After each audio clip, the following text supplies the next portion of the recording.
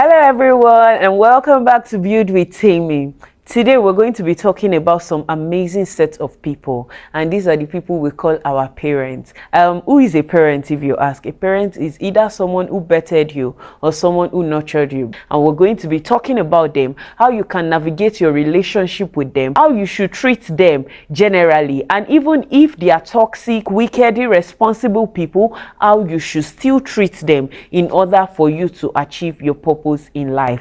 Now, let's face it, no matter the circumstance, there is no way a human being will be in charge of your life at one point or the other, and they will make some mistakes, do things that are wrong, or even make the wrong decisions. Even if they had the best intention, there is no possible way they won't have made any mistakes. I'm saying this to say that we as human beings, we should always extend grace to our parents. We should cut them some slacks. Some of them, especially the ones that were well-intentioned, even the bad things that they did, or those things that eventually became detrimental to us, they did it because they thought that was the best decisions they were making at that time. And truly ask yourself, you as an adult now that you are managing your life by yourself, are you actually doing the best for yourself? Have you not made some detrimental and bad decisions about your life that you are just trying to navigate it now? So even if you yourself, you're able to make wrong decisions, then you should give your parents some grace,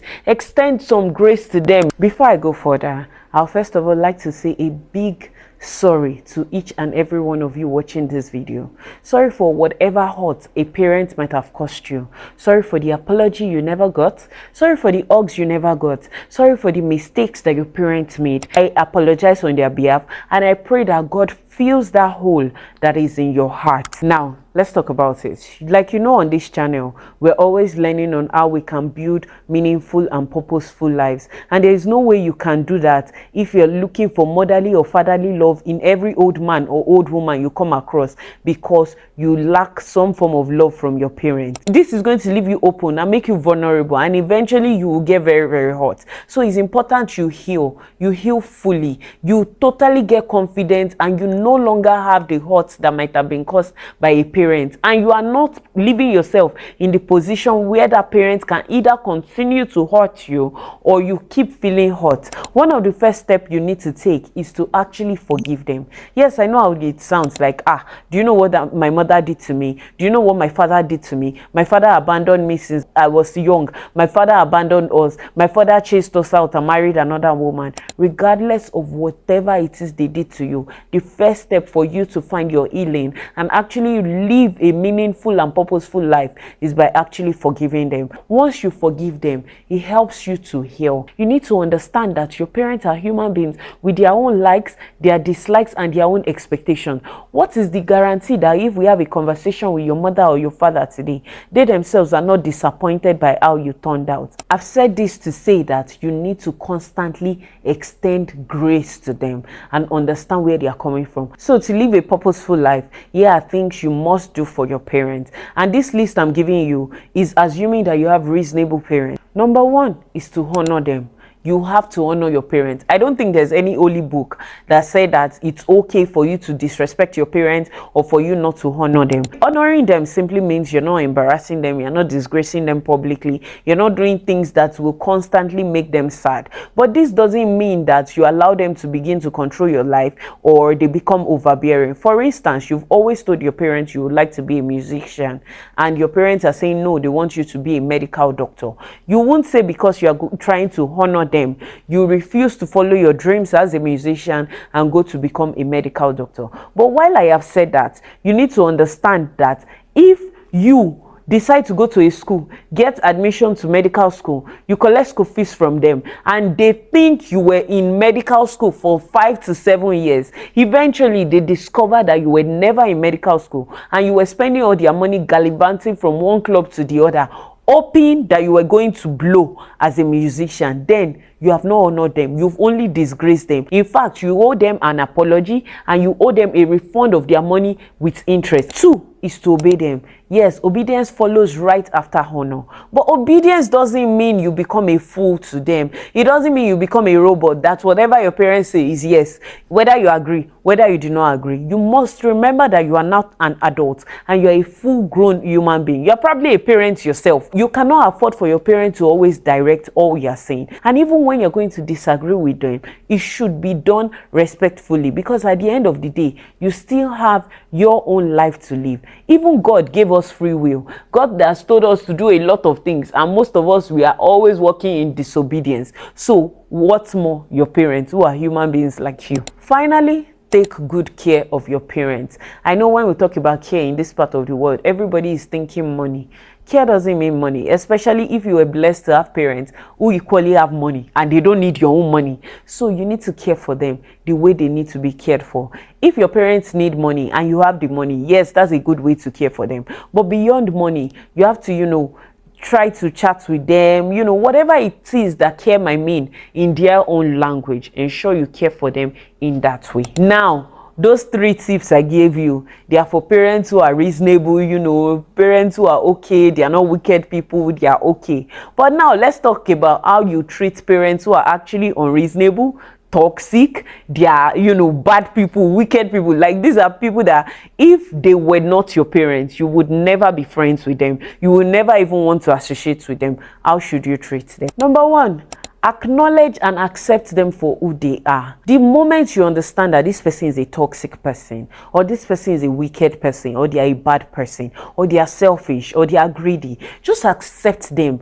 Don't have a perfect image in your head and be hoping that one day they will just magically change and become that picture that you have always had of the kind of parent that you want to have. No, just accept them for who they are. That way you stop setting yourself up for heartbreak, and you know exactly how to deal with them. The only thing you can begin to tell yourself is that even though I was not opportune to be raised by good parents, I'm going to ensure that my children have good parents, have good examples that they can learn from. Don't be hoping they will change. Don't expect any change from them. Just accept them for who they are. 2, honor them without condoning them.